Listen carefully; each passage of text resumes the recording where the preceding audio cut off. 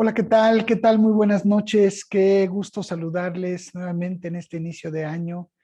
Eh, bueno, deseando primero que hayan tenido un cierre de año bueno, si se puede espectacular, qué mejor, y que sí iniciemos este año de manera espectacular.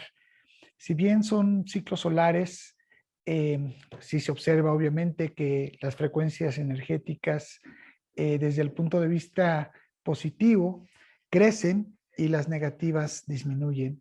Y entonces son buenos momentos para poder, decimos coloquialmente, hacer deseos o tener algunos anhelos que queremos para este 2023. Y entonces hay que tomarnos de esa energía, con ese entusiasmo con el que hoy nos encontramos aquí nuevamente reunidos para iniciar un año más juntos, por supuesto, con muchas sorpresas, con muchos avances. No sería en este momento adecuado tal vez ver toda la reseña de todo lo que hicimos juntos el año pasado, pero la verdad es que fue un extraordinario año. Simplemente con el lanzamiento de Metabiox y poder ver con estos productos metabiogénicos cómo hemos logrado restablecer la tranquilidad, la paz, la alegría, la salud, la plenitud en varios de nuestros pacientes y que ahora cada vez vamos entendiendo mucho mejor el significado de toda esta nueva metaciencia médica. Así es que bueno, para arrancar, lo primero que quiero decirles es de verdad muchas felicidades. Como siempre, un verdadero honor el que estén con nosotros, el que tengan el entusiasmo, las ganas para seguir aprendiendo. Nuestros jóvenes, por supuesto, que se suman también a esta tarea. Muchas felicidades, estamos muy orgullosos de ustedes. Y nuevamente, abrazo fuerte para todos nuestros líderes, para todos aquellos colegas que son asiduos con nosotros y por supuesto para todos aquellos que están también por primera vez con nosotros, sean ustedes bienvenidos a esta hermosa fraternidad, a Alianza América. Y bueno, el día de hoy vamos a arrancar este año, vamos a decir maravilloso año, con una plática que en lo personal a mí me parece que es muy importante que profundicemos un poco sobre el tema. Miren ustedes, normalmente cuando uno escucha hablar de resistencia a la insulina, inmediatamente lo asociamos con lo que es la diabetes mellitus. Pero creo que debemos profundizar mucho más y ustedes me van a dar o no la razón. Porque las acciones biológicas de la insulina como tal, que fue descubierta hace 100 años, a veces perdemos un poco la temporalidad de las cosas, eh, inician, ¿sí? Al activar sus actividades el receptor a la insulina. Esto vamos a decirlo ahorita de una manera muy sencilla. Y al activar este receptor, entonces desencadenan diferentes vías de señalización y que median sus acciones biológicas. Y bueno, todo esto debido a la importancia de la regulación de las funciones metabólicas, es que quiero ahondar en el tema, porque normalmente lo que pensamos es que esta resistencia a la insulina, que muchas veces provocada por obesidad u otros factores, genera diabetes y ahí nos quedamos, pero no. Hay que entender que estos receptores a insulina precisamente lo que hacen es permitir que se generen a través de procesos que vamos a hablar en un momento, pues las diferentes cargas energéticas que requiere el organismo. Y entonces uno piensa y dice, ¿estará nada más relacionado con la diabetes? Y hemos dejado de lado otras condiciones que son muy importantes y que por eso hay que atacar fuerte la resistencia a la insulina. Y acciones como, por ejemplo, que esta insulina también promueve el crecimiento y la proliferación celular. Acciones de la insulina que son también altamente reguladoras para promover un adecuado funcionamiento, no solamente metabólico, sino también un balance energético. Y por lo tanto, si estos mecanismos se ven alterados, pues entonces puede producir una condición que ya hemos, y es el nombre de esta conferencia, pues hablar precisamente de la metaciencia y de la dualidad de la resistencia a la insulina, que es consecuencia de una condición molecular, ya que se altera la señalización en diferentes partes de la membrana. Y todo esto provoca entonces también mutaciones, provoca modificaciones que son denominadas genéticamente posttransduccionales de sus receptores y de las moléculas efectoras que se encuentran localizadas ahí. Ahora bien,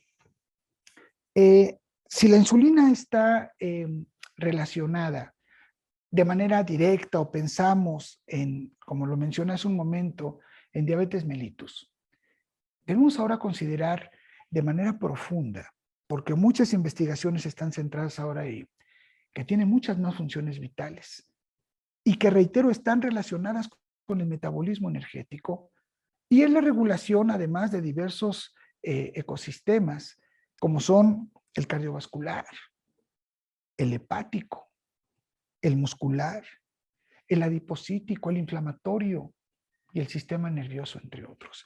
Y entonces aquí hay que hacer un alto y decir, a ver, la resistencia a la insulina tradicionalmente la ubicamos nosotros como una parte de un factor etiológico fundamental en la diabetes mellitus, quizá esencialmente provocado, esencialmente me refiero por la obesidad, porque es multifactorial.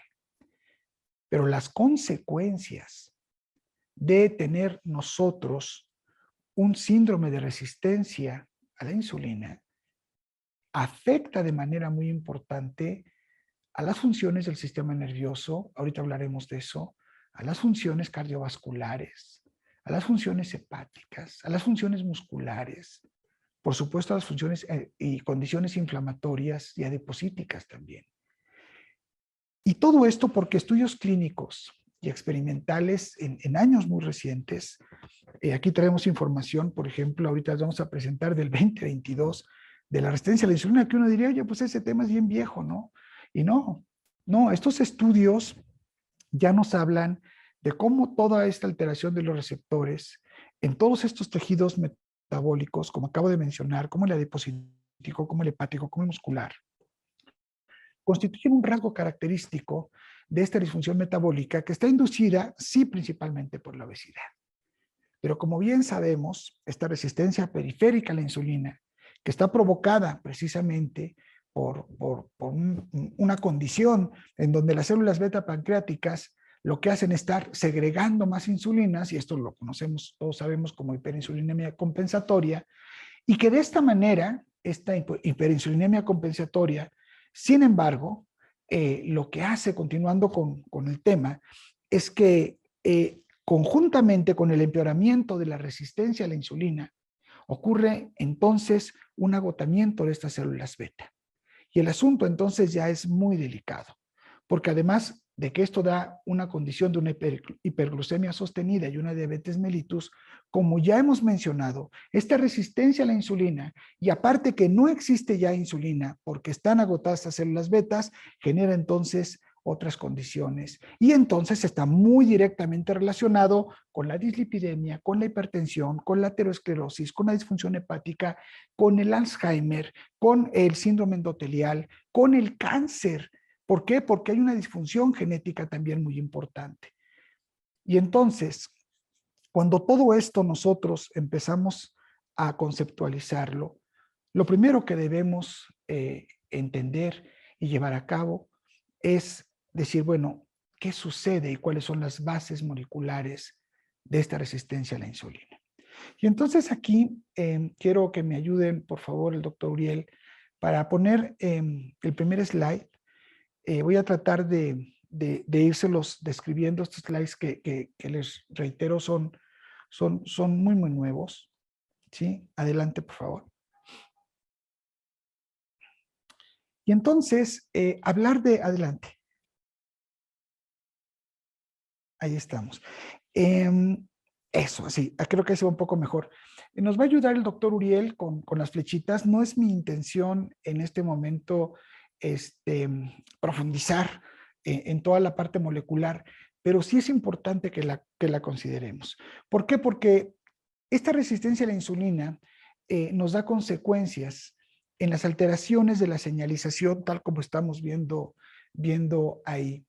Y esto nos puede generar también el que haya mutaciones, el que haya modificaciones posttransduccionales, ahorita lo vamos a llevar a cabo, desde su receptor de estas proteínas efectoras y que se encuentran ahí localizadas. Bueno, a este respecto, en general, se han identificado varios mecanismos celulares. Unos se denominan extrínsecos, ahorita lo vamos a explicar, y otros se denominan intrínsecos, y que presentan una relación de causa-efecto precisamente entre lo que es la obesidad, entre lo que es la resistencia periférica a la insulina y todas estas vías celulares que también pueden incluir la disfunción mitocondrial, el estrés oxidativo, el estrés del retículo endoplásmico y otras alteraciones en los diferentes niveles de adipocinas, ácidos grasos y aparición también de inflamación en los tejidos metabólicos, y que todo esto es considerado factores extrínsecos dominantes que pueden modular estas acciones periféricas también de la insulina. Todo esto ahorita lo vamos a desglosar un poquito más. De tal manera que dentro de estos aspectos moleculares de la resistencia a la insulina se encuentran, además de todo, esto quiero reiterarlo, la inflamación intracelular, algo que no hemos hablado en muchas sesiones y que es importantísimo, y que es el estrés del retículo endoplásmico, además de la disfunción mitocondrial. De esto hemos hablado más, pero hemos hablado poco. Ahorita vamos a hablar un poco de lo que representa el estrés del retículo endoplásmico. Y bueno, de manera general, ¿cuáles son, para entrar en este hermoso esquema, recordar un poco cuáles son estas acciones de la insulina? De manera general, porque esto lo saben ustedes muy bien, la insulina afecta de forma directa o indirecta la función de prácticamente, quiero que esto quede muy en nuestro cerebro, prácticamente todos los tejidos del cuerpo. Y entonces provoca una notable variedad de respuestas biológicas, y que actualmente sus acciones metabólicas, tanto, reitero, en el hígado, el músculo, el tejido adiposo, son un objetivo de muy intensa investigación. Si ustedes lo buscan en internet, lo van a encontrar, puesto que estos tejidos son los responsables prácticamente de todo nuestro metabolismo y del almacenamiento de la energía en el organismo y todas las funciones que estos desempeñan, funciones que definitivamente pues son vitales, son importantísimas y que están relacionadas, nuevamente reitero, con la resistencia a la insulina, pero la resistencia a la insulina también genera en contraparte diferentes patologías que nuevamente vuelven a generar un círculo vicioso y alteran nuevamente estos receptores. Y bueno, como bien sabemos, la insulina pues, es la responsable de controlar tanto la captación, la utilización, el almacenamiento de todos los nutrientes celulares. Y también, obviamente, todo esto genera el que pueda haber una captación mayor de lo que es la glucosa en la sangre, principalmente en el músculo, en el tejido adiposo, que es donde se promueve la conversión hacia, sabemos, hacia glucógeno, hacia triglicéridos respectivamente.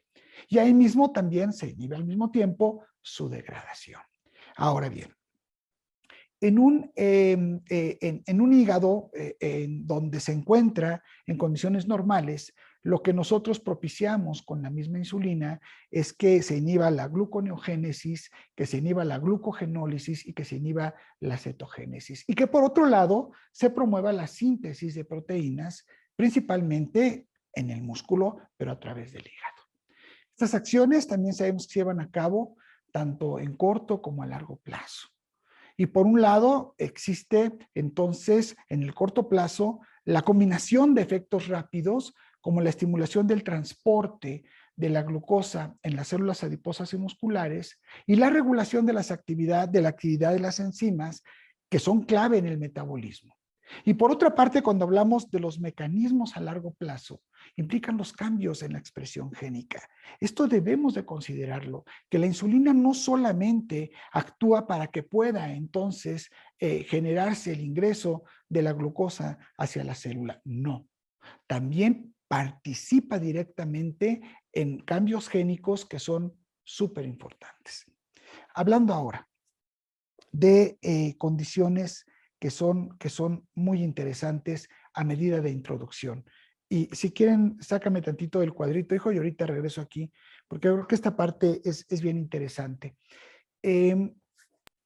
Algo que recientemente se ha estado estudiando y se ha estado buscando, que ¿qué se puede hacer con la resistencia a la insulina? Es en la fisiología cardiovascular. Es un tema que no traemos mucho en el radar, porque reitero, nos vamos casi siempre hacia la cuestión de la diabetes.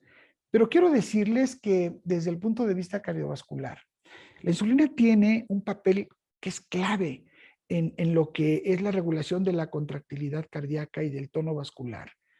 Y el metabolismo, por supuesto, de los lípidos, la glucosa y las proteínas que tienen que ver con el sistema cardiovascular. Y una de sus principales funciones es la activación de una enzima, la enzima sintasa de óxido nítrico endotelial. Y esta enzima lo que hace es llevarnos a la producción de óxido nítrico en el endotelio vascular. ¿Y qué sucede? Esta producción de óxido nítrico inducida por la insulina, no hay que perder de vista que estamos hablando de insulina y receptores de insulina. Lo que hace es que se difunda en el endotelio, en el lumen de estas células del músculo liso vascular, y ahí se activa otra enzima, una enzima llamada guanilato ciclasa.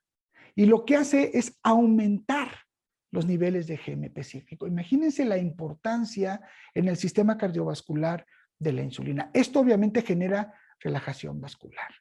Y de esta forma, el aumento del flujo sanguíneo por acción de la insulina induce entonces un aumento posterior de la utilización de glucosa en estos tejidos blancos. Y por otro lado, hablando del sistema cardiovascular también, en los cardiomiocitos, la insulina también regula ahí el transporte de la glucosa.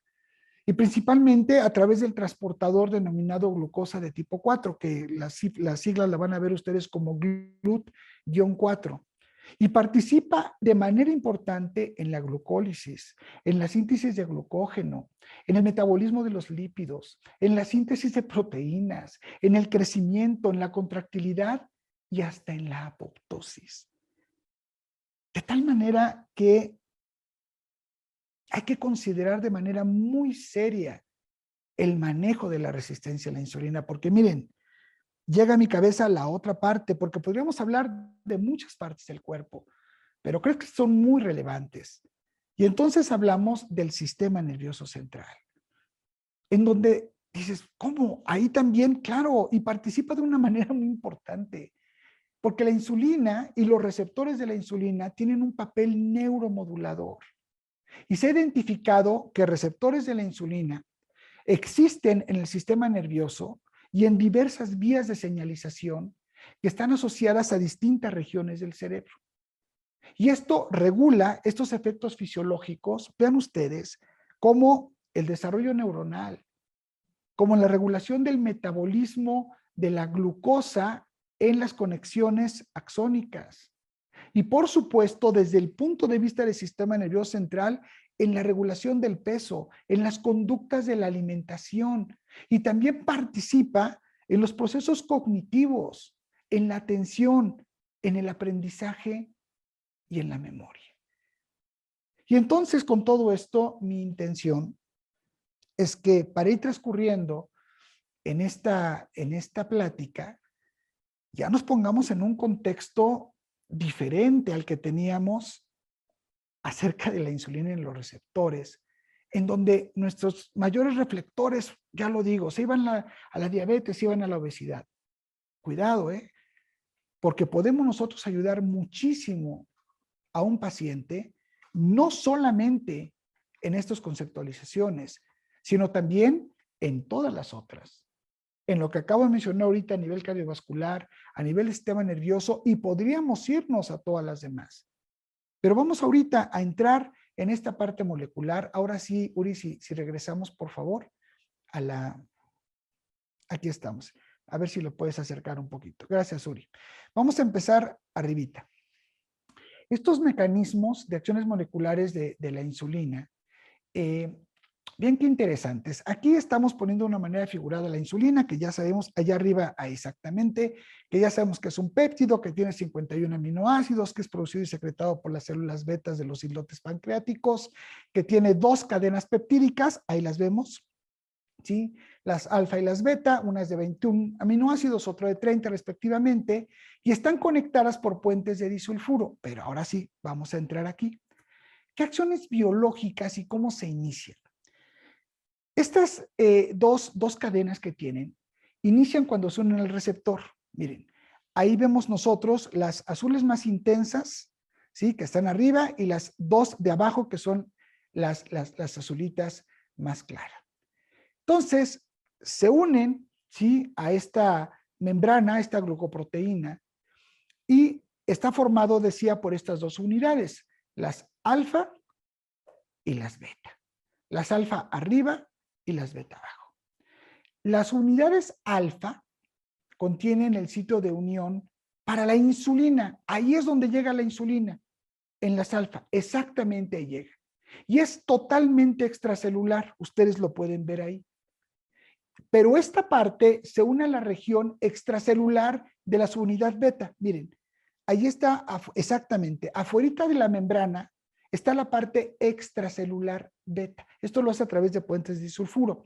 Esto no voy a meterme mucho porque esos puentes de sulfuro después se generan otras cosas de su degradación, pero tienen su razón de ser. Pero esta es unidad beta que tiene un dominio extracelular, como lo están viendo ahí, y también, continuando, además de este dominio extracelular, tiene uno que se denomina transmembranal y tiene otro que se denomina intracelular de sinasa. Tiene tres dominios, uno que se comunica con las alfa, otro que está dentro de lo que es la membrana y otro que está dentro de la célula. Y estos dominios, obviamente, como muchas cosas, dentro de la célula se activan por autofosforilación. Y entonces, esta unión de la insulina a esta unidad alfa del receptor genera cambios conformacionales afuera, pero que inducen una activación catalítica y una autofosforilación. Por eso les decía que eran importantes los puentes fosforilados a través de los cuales están unidos y que se encuentran localizados en la región ya ahora citosólica dentro de la célula de la subunidad beta. Y entonces ahí vemos nosotros dos como bolillitos, uno amarillo y uno verdecito. Ahí están, miren ustedes. Estos y todas las pelotitas que ven ahí alrededor son los residuos autofosforilados y que entonces son reconocidos por diferentes proteínas que se denominan adaptadoras, y entre las que se incluyen miembros de las familias de los substratos de los receptores que ustedes ven ahí. SCH en el amarillito son substratos de los receptores y el otro IRS. Estos son fundamentales, porque a partir de ahí es que se empiezan a generar estas dos cascadas que vamos a ver en este momento. Estas moléculas que actúan como moléculas adaptadoras, repito, son las que organizan la formación de los complejos moleculares y desencadenan las cascadas de señalización intracelular que están viendo ustedes ahí. Vamos a explicarlas. La mayoría de estas acciones de la insulina se llevan a cabo mediante activación de dos vías principales de señalización para no perdernos. Una de ellas es la vía denominada fosfatilinositol 3 sinasa, que su abreviación es AKT, y que si lo vemos es el circulito de abajo verde. Ese mero, ahí está. Ese es el conocido como AKT. Y este, como ustedes pueden ver, es el responsable de la mayoría de las acciones metabólicas que nosotros podemos ver allí, el transporte de glucosa, la síntesis de glucógeno, la adipogénesis y la síntesis de proteínas. Todo lo que mencioné hace un momento, aquí se da a través de este componente AKT. Y la otra vía de las sinasas activadas es la vía que se denomina mitógeno RAS, que es la que está hasta arriba rosita, esa mera. Ahí es donde se genera la otra vía. Esta es otra vía porque una es de elementos rápidos y otra es de elementos a largo plazo. Esta es la de largo plazo. Y aquí es donde se regula la expresión genética y los efectos mitogénicos que están asociados a la insulina. Y bueno, continuando con este mismo esquema, en el caso de la vía AKT, la sinasa AKT desempeña un papel que es central en la señalización de la insulina, ya que su activación, que se lleva a cabo por una fosforilación de un importante número de sustratos, tiene funciones clave. Aquí aparecen algunos de ellos, pero son clave en diferentes procesos biológicos intracelulares y que tienen un impacto, por supuesto, en todo el cuerpo. Y ahí se incluyen la formación de enzimas, factores de transcripción, de proteínas, regulación de calcio intracelular, por supuesto, de proteínas y también de apoptosis, incluso de lo que hoy se denomina la supervivencia celular. A la fecha, solamente como un comentario un poquito más profundo, se han identificado 3 isoformas de este componente AKT, el 1, 2 y 3. ¿Por qué lo menciono? Porque de ellos el más estudiado ha sido el AKT2, porque este parece desempeñar un papel súper importante en las acciones metabólicas de la insulina, que incluye esa incorporación de la glucosa en el músculo y también en el tejido adiposo. Esto para aumentar esa captación de glucosa a ese nivel. Y además este componente AKT participa tanto en la síntesis de glucógeno como en la síntesis de lípido. Y por otra parte, tal como acabo de mencionarlo, el mitógeno RAS, el que está del lado izquierdo en su pantalla, rosita, ese regula la expresión genética y todos los condicionantes mitogénicos asociados a la insulina. Estos son un poco las bases moleculares y mi intención no es tanto que ustedes puedan memorizarlas, es importante que entendamos para que nosotros podamos ver la trascendencia de lo que a veces decimos, por decirlo de alguna manera sutilmente, por no decir así vagamente, los receptores de la insulina, ¿no? No, no, no, no. Estos son picudos y estos son súper importantes. Vamos al siguiente slide para poder hablar, ¿sí? Ahora de esta parte que es importantísima y que ustedes ya la traen muy masticada por todo lo que hemos estado hablando de lo que es la inflamación intracelular. Miren ustedes, existe evidencia ya experimental clínica que indica perfectamente bien que la obesidad, tal como pueden ver ustedes ahí, induce alteraciones en el tejido adiposo, alteraciones en el tejido hepático y en el tejido muscular. Y que esto obviamente conlleva a una respuesta inflamatoria que es crónica y que le llaman, por cierto, sutil o de bajo grado, que yo nunca he entendido, porque la verdad es que es súper agresiva y de sutil no tiene absolutamente nada. Si piensan que es sutil porque está en la célula, no tiene nada de sutil. Y esta inflamación, que es crónica, en su momento aguda se vuelve crónica y que es grave, yo no le llamaría sutil, contribuye, sin lugar a dudas, a que haya resistencia a la insulina, afecta gravemente a los receptores de insulina y por lo tanto genera una disfunción metabólica y que no es celular, se vuelve sistémica. Y entonces en los pacientes que sufren obesidad, se ha detectado que hay un nivel muy elevado de marcadores inflamatorios y que tienen una correlación directa con los marcadores y la presencia de adiposidad, especialmente a nivel abdominal.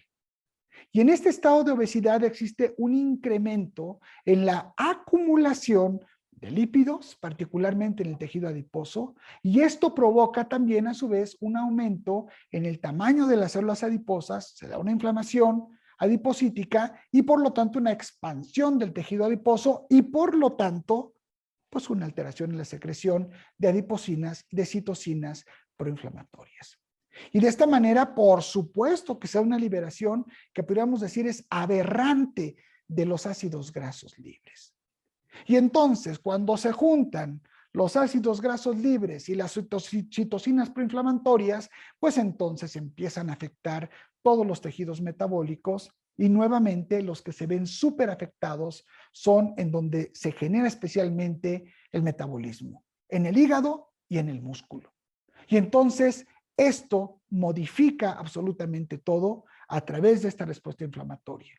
Y ya decía yo hace un momento, altera el metabolismo de todo, de los lípidos, contribuye al síndrome metabólico. Y además de esto, se ha demostrado que esta obesidad incrementa la inflamación la infiltración de los macrófagos celulares, con la correspondiente explosión respiratoria de los macrófagos, y esto contribuye entonces a que nuevamente hay una producción y secreción de citocinas en respuesta a esta explosión respiratoria.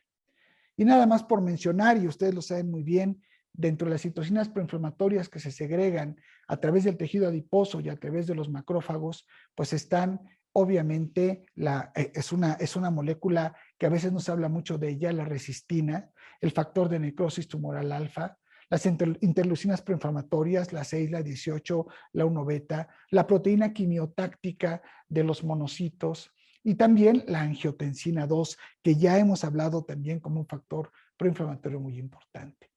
Y todos estos factores, por una parte, pues contribuyen a un daño local, pero ya reitero, se da, por supuesto, un daño generalizado a través de esta inflamación y a través de todos estos factores que acabo de mencionar. Uno que destaca de verdad de manera importante es el factor de necrosis tumoral alfa y los demás que acabo de mencionar que participan directamente y que además se da ese círculo vicioso que acabo de mencionar, donde esta alteración de los receptores y de la captación de insulina para hacer su trabajo generan un daño dentro de la célula y esta inflamación genera más daño ahora a todo el proceso molecular que acabo de hablar cuando es ocupada el receptor de insulina por la insulina. Pero bueno, lo más interesante de estos hallazgos es que la contribución del proceso inflamatorio por llamarle de alguna manera, a la resistencia a la insulina en el tejido adiposo, no solo es local, se vuelve sistémico y esto hay que tenerlo claro. A veces uno es como criticado cuando le dicen a uno, ya, hasta lo dicen de manera sarcástica, no te metas tanto a la mitocondria y vete a la clínica. Y digo, bueno, pues es que, ¿quién puede ser un buen clínico si antes no entiende las bases de lo que pretende que está viendo? Y entonces sobre esta base vamos a hablar ahora no solo de la mitocondria. El siguiente slide, por favor, Uri.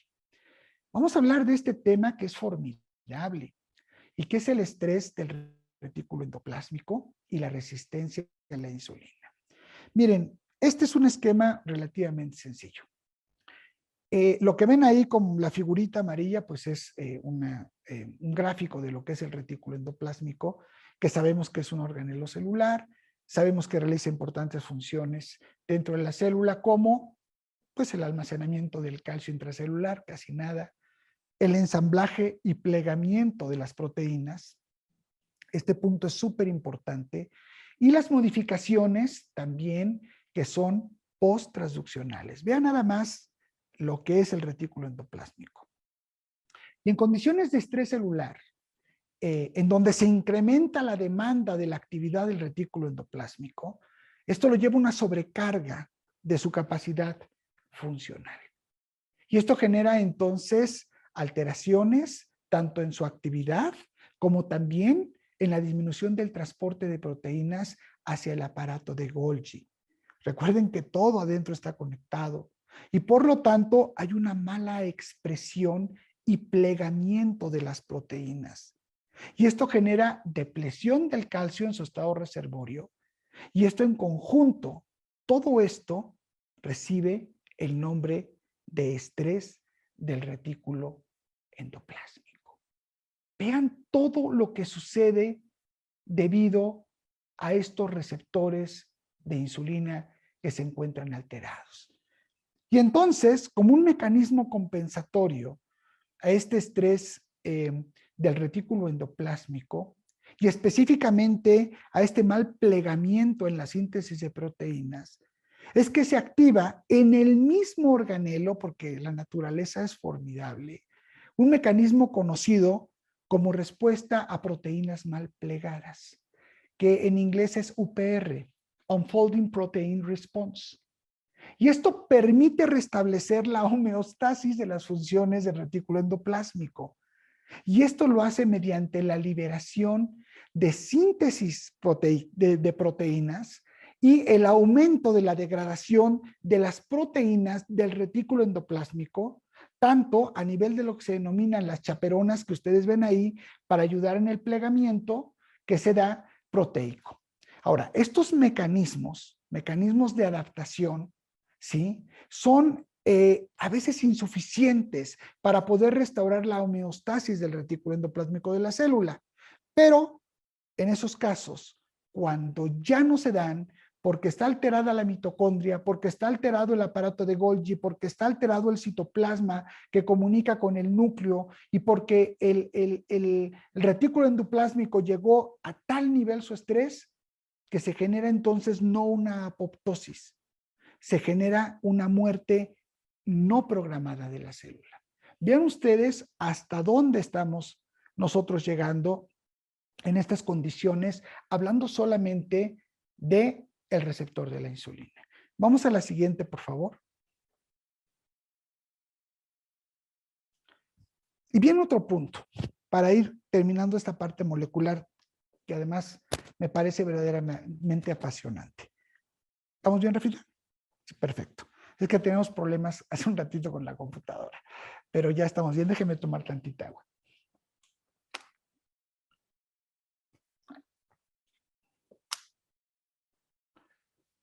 Bien. Ustedes me dicen, Rafita.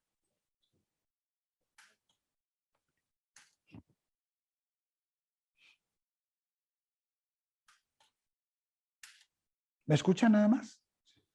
Pero no me ven.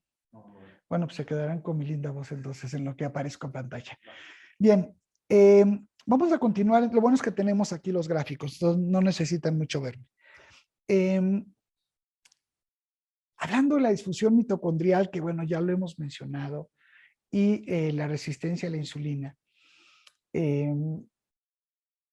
Miren, en términos generales, en la diabetes mellitus tipo 2, podemos referirnos a una disminución, hablando de la disfunción mitocondrial, en la oxidación de sustratos, que incluye, por supuesto, esos sustratos incluyen a los lípidos, a los carbohidratos, y que esto es como un resultado de una disminución general de la fosforilación oxidativa que ustedes conocen bien, y que esto está asociado a una pérdida de función, en donde también puede hallarse una disminución en el número de las mitocondrias. O sea, no solamente las mitocondrias están disfuncionales, empiezan a morir también.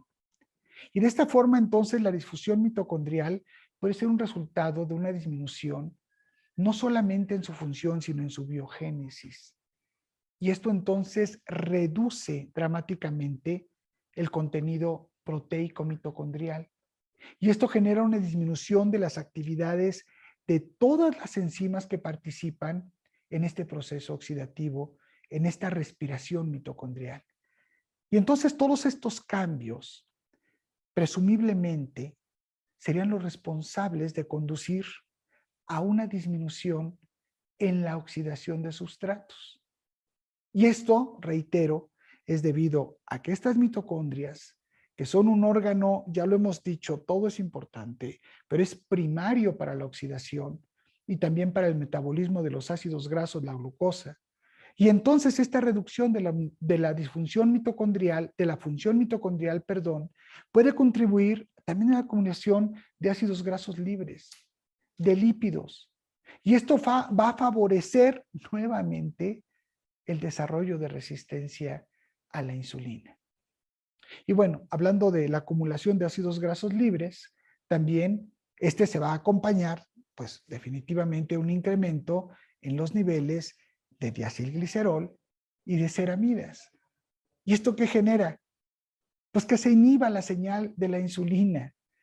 Y de esta forma, esta acumulación de diacilglicerol y ceramidas nuevamente ahora constituye un posible lazo de unión entre la disfunción mitocondrial y la resistencia a la insulina.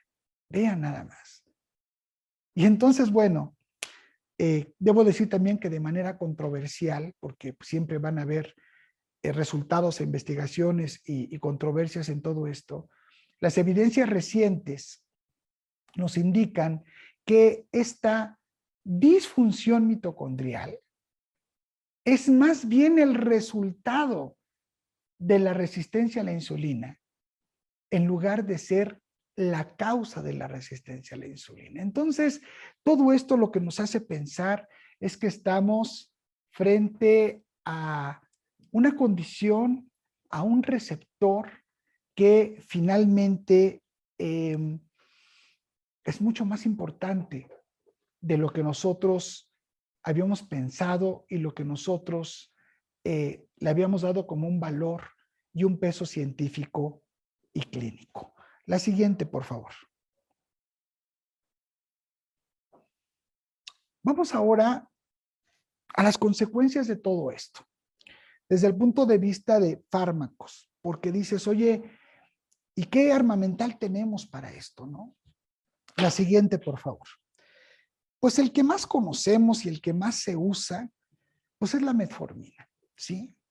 También con 100 años ya de aparición y que le seguimos encontrando un montón de propiedades. La verdad es que es muy efectiva la metformina para reducir la resistencia a la insulina, nada más que tiene un problema. Y ustedes lo saben, y lo saben muy bien. Híjole, es que los efectos adversos sí son muy bravos. Y entonces, bueno, la piensa uno. O dice uno, pues no hay de otra, ¿eh?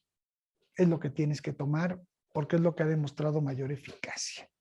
La siguiente, por favor. La glibenclamida también tiene efectos poderosos en lo que representa la resistencia a la insulina. El problema es que puede haber un aumento de peso y que además puede haber hipoglucemia. Entonces, bueno, yo sé que ustedes prefieren mucho más la metformina que la glibenclamida, ustedes mandan, ustedes son los clínicos, son los que tienen la experiencia, pero bueno, sabemos que también la glibenclamida nos puede dar un buen efecto, además que ambas son de un costo muy accesible, aunque hay niveles también de calidad en ambas. La siguiente. Otra, la pioglitazona, pues tiene cierta efectividad también. Los efectos adversos, pues sí. Se me fue a mí en la pantalla. Sí, pero nada más de usted. Es que como estoy viendo la presentación. Sí, un segundo, un segundo. Perdone, ¿sí me escuchan ellos? Sí, sí lo escucho. Si quieres, tú funge como mi monitor, Uri, nada más para saber, ya estoy aquí, ya estoy viendo. Gracias. La siguiente, por favor. Y luego después, bueno, tenemos otros agonistas de péptidos, como este finalmente que estamos mostrando aquí. Quizá algunos de ustedes ya lo han utilizado. La siguiente, por favor. Y las insulinas, ¿no? Que, bueno, definitivamente el asunto de utilizar la insulina no resuelve para nada el problema de la resistencia a la insulina. Es, yo diría que es una decisión que debe tomarse con mucha cautela, porque el problema es que nuestro páncreas está agotado. Y ahorita hablaremos de la parte del agotamiento del páncreas. Y el problema es que esos receptores a la insulina ya están muy dañados. Y si nosotros además le damos ahora más insulina a esos receptores, saben que por una condición natural un receptor se agota en base a que esté siendo ocupado constantemente. Entonces, la decisión de utilizar insulina, hablo específicamente, que no se malinterprete, para tratar de corregir un problema de resistencia a la insulina, yo desde el punto de vista farmacológico sí lo pensaría mucho, pero es una decisión de ustedes. La siguiente, por favor. Esta parte es muy interesante porque si bien la siguiente, desde 1985, en la Universidad de Oxford se desarrolla el método OMA, ¿sí? Que como pueden ustedes ver ahí, es el acrónimo en inglés, Homeostasis Model Assessment. Este es una forma que es alternativa para poder cuantificar la resistencia a la insulina y a la vez la disfunción de las células beta en el ser humano. Muchos de ustedes lo utilizan. La siguiente, yo solamente aquí lo quiero poner en la mesa como un recordatorio. Y bueno, ustedes saben que esto finalmente lo que hace es determinar el grado de la sensibilidad periférica a la insulina y la capacidad de cómo se encuentran las células beta en su función. Y ahí se lleva a cabo una fórmula para poder entonces nosotros obtener un resultado. La siguiente. Pero esto está bien interesante porque de 1985 al 2004, con el avance de la ciencia y la tecnología, se hizo una revisión y se hizo un modelo matemático que ahora es mucho más preciso y que nos puede dar incluso las variaciones en la resistencia hepática y pancreática a la glucosa. Y estas modificaciones en la curva de la secreción de la insulina nos permite también poder observar si existe un aumento en la secreción de la misma, cuál es la respuesta en los niveles de concentración plasmática y también, por supuesto, nos da una estimación de lo que es la secreción de la proinsulina y esto permite entonces ver el uso de la insulina total, si mediado o no por receptores de insulina. Además de que considera la pérdida renal de la glucosa, de tal manera que este modelo matemático y ajuste que se hizo en el 2004 pensamos que es verdaderamente importante para, pues para ustedes como clínicos y por supuesto para aquellos pacientes que tienen este gravísimo problema. La siguiente, por favor. Y bueno, nada más para cerrar esta parte, ya hemos mencionado que esta resistencia a la insulina es multifactorial, pero ya hemos mencionado que la misma, ahí estamos, que la misma resistencia a la insulina por las mismas complicaciones que da intracelulares puede a su vez incrementar las patologías que fueron la causa de la misma resistencia a la insulina. Y bueno, ahí vemos los valores del OMA, que esencialmente ustedes lo usan mucho para valorar al paciente y para nosotros en investigación clínica, bueno, es importantísimo, ¿no? Cuando hacemos estudios de este tipo. Valores inferiores 1.96 sin resistencia a la insulina, de 1.96 a 3, sospecha de resistencia a la insulina, requiere más estudios y más de 3 definitivamente hay resistencia a la insulina. La siguiente. Y bueno, para ir cerrando esta plática, esta conversación, no podemos dejar pasar por alto a nuestra maravillosa microbiota y su relación con la resistencia a la insulina. La siguiente. Y bueno, como ustedes bien saben, la microbiota juega un papel importantísimo, yo diría en prácticamente todos los aspectos del cuerpo humano. Ya no podemos nosotros medirnos a decir que solamente en las cuestiones metabólicas, funcionales, de sincronismos, de producción de enzimas, de cambios en la expresión genética. En todos lados está metida la microbiota. Y esta regulación, tal como lo pueden ver ustedes en la gráfica, y ya lo hemos dicho, depende mucho de la variedad y del número de la microbiota que tengamos, de esa relación de bacteroidetes, firmicutes, y que tiene que ver, por supuesto, con un montón de factores, empezando por nuestra alimentación y siguiendo por ahí por nuestros estilos de vida, el estrés, el trabajo, el ejercicio, y por supuesto también ya el uso de lo que son desde hace muchos años los prebióticos para tratar de estimular la producción de esta microbiota, los probióticos, que es la ingesta de millones o billones también de bacterias que son benéficas o healthy, y bueno, ya más recientemente lo que son los productos metabiogénicos, en donde encontramos los prebióticos, a través del grupo de polifenoles, que es lo que sabemos más les gusta a las bacterias healthy, los flavonoides, los probióticos, en donde están estos 3 lactobacilos, el fermento, el Paracacea y el plantarum, que tienen unas potencialidades inmensas, y lo más importante, ¿no? Los metabolitos, en este caso de la bacteria hasta ahora estudiada y con mayores propiedades, los metabolitos de Akkermansia.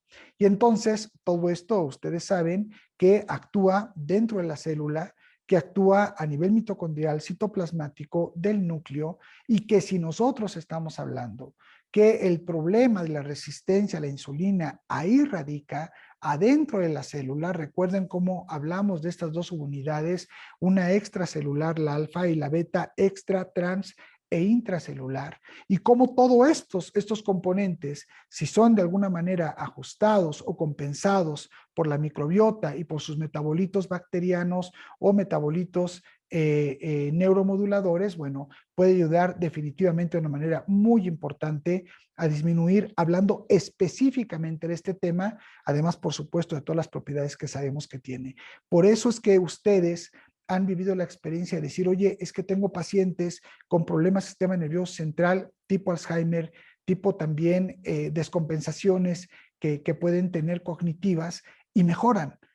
Y dices, y también pacientes con hígado graso y mejoran, y pacientes con problemas de artritis y mejoran. Claro, ¿por qué? Pues porque definitivamente esta coalición que existe entre la insulina, los receptores de la insulina, la célula y la microbiota es prácticamente perfecta. Si algo está mal, porque si ustedes observan en casi todos los libros, cuando hablan de los factores que propicia la resistencia a la insulina, no mencionan la disbiosis, ¿eh? Y ese es un error gravísimo. Ahí falta por parte de nosotros, la comunidad científica, actualización hacia los colegas en los libros de texto, en los libros en donde estudiamos, porque en los artículos puede venir.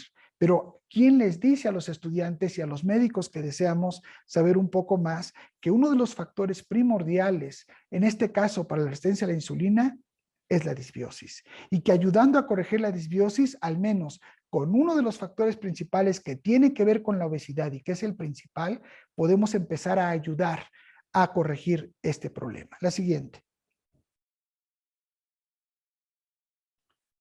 Y bueno, esto que ustedes ya conocen y que entonces ahora ya pueden hacerlo partícipe de esta simbiosis, ¿sí? Entre lo que es la insulina, los receptores de insulina, la célula, sus organelos y la microbiota. ¿Por qué? Porque la microbiota está en todos lados. ¿Y por qué? Porque los receptores a la insulina están en todos lados. ¿Y por qué? Porque la insulina obviamente participa como un eje principal y como la reina en los procesos metabólicos. De tal manera que empezamos ahora a fragmentar lo que desfragmentamos hace mucho tiempo y a empezar a entender al cuerpo humano de una manera holística, no de una manera complementaria, y no por órganos y sistemas, y no por especialidades, sino como un todo, que es lo que estamos buscando finalmente dentro de la metabiomedicina. La siguiente, por favor. Y bueno, este esquema que es muy hermoso y que el doctor Uriel me dijo, doctor, hable de esto porque esto es del 2022. Y es un esquema hermoso donde del lado izquierdo, si me ayuda Suri, encontramos nosotros ahí un componente que es idóneo, vamos a llamarlo, para el intestino, para un intestino que es saludable. Y vemos nosotros ahí cómo la variedad y cantidad de bacterias generan diferentes efectos, tanto a nivel extracelular como transmembranal, como dentro de la célula. Y esto propicia entonces los resultados de poder tener nosotros una barrera intestinal que sea normal, a diferencia de la otra que es la de fuga. Entonces, en esta normal podemos nosotros ahí ver una cuestión súper importante. El segundo renglón dice disminución de la resistencia a la insulina. Claro que sí. Claro que sí. Esto es una publicación apenas del 2022. Entonces ya le da uno gusto decir que bueno, que ya le estamos dando el espacio a la microbiota como debe haber sido desde hace muchísimo tiempo. A diferencia del otro lado, en donde encontramos nosotros, pues obviamente un intestino de fuga y en donde una parte de lo que hemos platicado se da aquí, solo una parte. Se alteran obviamente los procesos fisiológicos del hígado, del adipocito, del páncreas, del sistema nervioso central, y aquí nada más faltó el sistema cardiovascular, que lo acabamos de analizar dentro de la introducción. De tal manera que hoy podemos decir contundentemente que la microbiota sí tiene una participación directa en lo que es la regulación de la insulina y de los receptores para la insulina. La siguiente, por favor. Y bueno, aquí esto ustedes ya lo conocen bastante bien, igual del 2022, cuando se genera una disbiosis. Esta disbiosis, pues ya lo hemos visto, genera metabolitos que no son los bacterianos, son los otros metabolitos que son los malos, vamos a llamarle, no los buenos, y en donde se encuentran obviamente los ácidos grasos de cadena corta. Bueno, aquí del otro lado están las citocinas, todos los factores proinflamatorios, y todo esto finalmente lleva a que haya un páncreas que se encuentra graso y que ya hemos tenido disertaciones acerca del páncreas graso, y entonces el páncreas está congelado.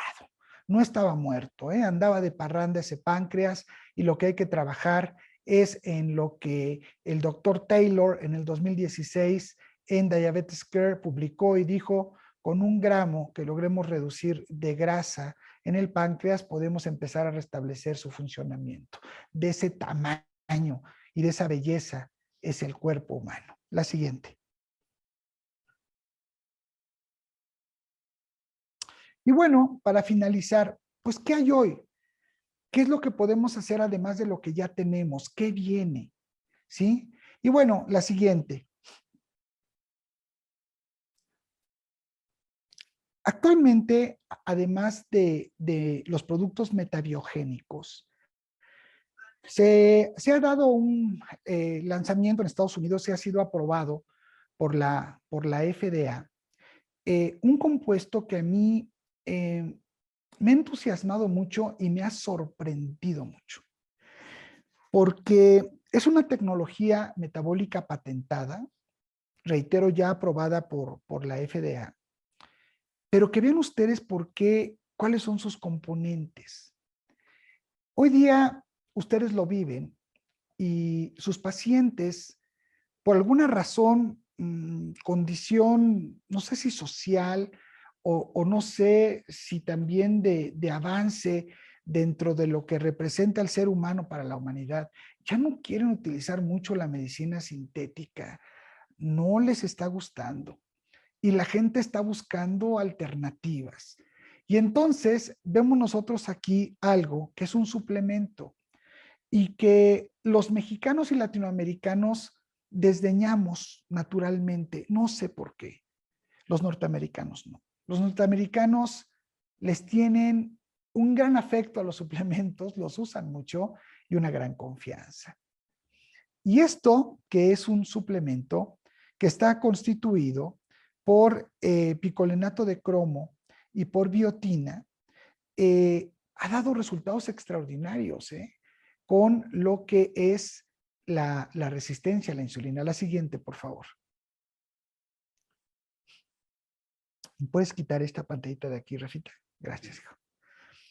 Entonces vemos aquí 3 componentes. El picolinato de cromo, que es decir, ¿y eso qué? Pues, todo mundo lo conocemos, pues ¿eso qué? Que ellos lograron descubrir. Esto viene de una tecnología japonesa con norteamericana. Y en Estados Unidos la FDA lo autorizó como una patente,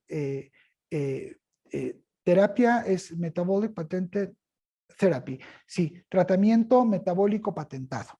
Y entonces el picolinato de cromo, que nada más para hacer un pequeño repaso, lo voy a leer, sí, es un oligoelemento necesario para el metabolismo de los carbohidratos, identificado hace más de 40 años y considerado como un factor de tolerancia a la glucosa biológicamente activo. Estudios realizados en humanos muestran su eficacia y seguridad como coadyuvante en el manejo de la glucosa sérica en pacientes con diabetes mellitus. Conjuntamente con el picolinato está la biotina, una vitamina B soluble en agua que desempeña un papel esencial en el metabolismo de los carbohidratos y los lípidos. Además de su papel como grupo prostético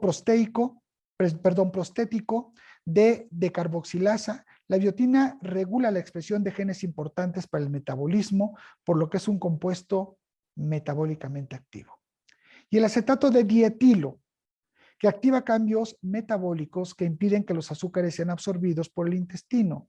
Promueve el equilibrio del azúcar en la sangre para apoyar la señalización saludable de la insulina. Entonces, estos colegas de Japón y estos colegas norteamericanos logren encontrar cuál es el equilibrio para que estos tres componentes que emanan de la naturaleza y que se encuentran dentro de nuestro cuerpo puedan entonces llevarse a una formulación farmacéutica y de esa manera podamos nosotros tener una alternativa más que, de hecho, nosotros en México ya estamos por iniciar un estudio, el nombre es Nixulin, es el nombre comercial, para ver qué tantos resultados da en México como lo hicimos con Japón.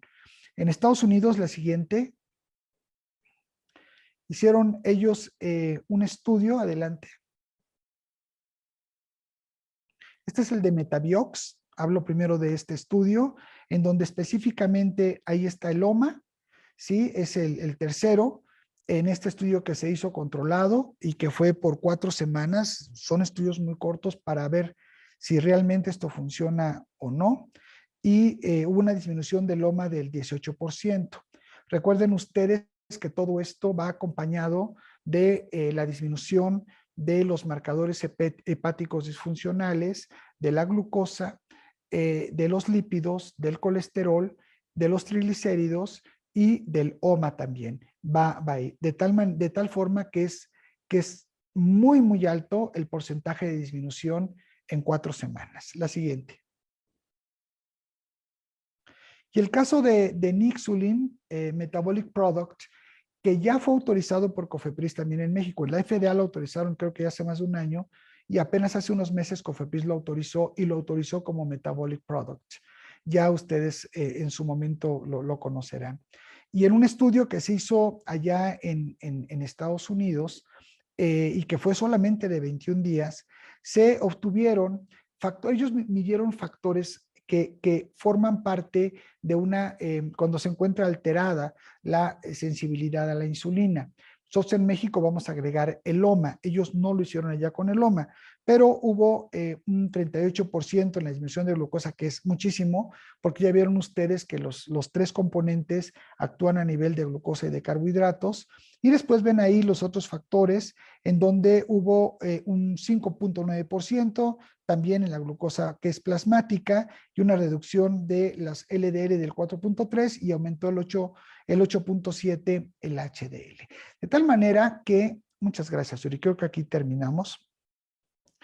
De tal manera que, bueno, esta es la conclusión, si quieres déjalo, Yuri, es como para dejarles reforzado que ahí en medio están viendo ustedes este hermoso receptor de la insulina y que este receptor de la insulina tiene grandes implicaciones tanto en la vida saludable como también en el origen de las patologías mismas que lo vuelven a dañar y que esto genera entonces que haya un proceso crónico acelerado y que incluso se alteren los procesos naturales de la muerte celular programada y entonces la senescencia de las células se incremente y empiecen a morir las células y disminuya la biogénesis, empezando por la biogénesis de la mitocondria, la alteración del plegamiento de las proteínas en lo que es el retículo endoplásmico, la alteración de la comunicación del citoplasma entre mitocondria y núcleo, la alteración, por supuesto, de todo lo que son las glucoproteínas en las membranas y que esto da consecuencias desafortunadamente que son fatales. Y entonces vemos nosotros grandes complicaciones y vemos nosotros también cuadros que cada vez se aceleran más rápido. Si a esto le sumamos estilos de vida que no son los adecuados, con una disbiosis en cuanto se refiere a nuestra microbiota, entonces creo que podemos hoy estar muy conscientes que el receptor a la insulina es mucho más que un nombre, es mucho más que decir, hay resistencia a la insulina, hay que darle metformina y que hay que empezar a pensar mucho más profundo desde un punto de vista de metaciencia y de un punto de vista de metabiomedicina. Gracias, Uri. Y bueno, no sé si aquí en este momento tenemos, bueno, antes que nada, invitamos a nuestros colegas de Estados Unidos que estuvieran con nosotros. No sé si se encuentran alguno de ellos. Bueno, algunos de ellos hablan español, otros hablan inglés. Creo que sería muy aburrido para ellos esta plática hablando inglés, pero bueno, los invitamos a participar a ellos, pero mientras igual me mandan un mensajito o algo, no sé si dentro de la sesión está alguno de nuestros colegas especialistas en diabetes, tenemos varios, y que nos hablen, ¿sí? Que piensan ahora sobre esta visión del receptor de la insulina, que piensan acerca de todo esto que se puede generar y complicar, y por otro lado que hoy día podemos tener alternativas que cada vez van a ser mejores, por supuesto, pero que aquí lo importante es que tienen menos efectos adversos y que tienen un potencial tan grande como la metformina o tal vez mayor que la metformina. No lo sabemos porque la metformina nos sigue sorprendiendo a todos. Yo soy un enamorado de la metformina. Entonces, no sé si alguien quiere levantar su manita. Tenemos por algunas preguntas, nada más que no alcanzo a leerlas, Rafita. ¿Cuál es la postura en el uso de probióticos o bioactivos sin apoyo de un médico? Ok. Nos dicen cuál es la postura de el uso de probióticos o bioactivos sin el apoyo de un médico. Yo les voy a decir. La población en general cada vez está aprendiendo más a cuidar su salud. Y los medios de comunicación masivos lo han impulsado también. De tal manera que hoy una persona que pueda tener la posibilidad de ingerir probióticos, siempre acompañado también de una dieta que sea saludable, que sea rica en fibras y todos baja, por supuesto, en grasas, en carbohidratos, ayuda muchísimo para no solamente el poder ser un coadyuvante de las enfermedades o también para poder disminuir la posibilidad de complicaciones, incluso las complicaciones o en algún momento hasta revertir alguna complicación, alguna patología, sino que también debemos utilizarlo para mantenernos saludables. Cada vez estamos entendiendo más lo que es mantener una mitocondria y una función sana celular.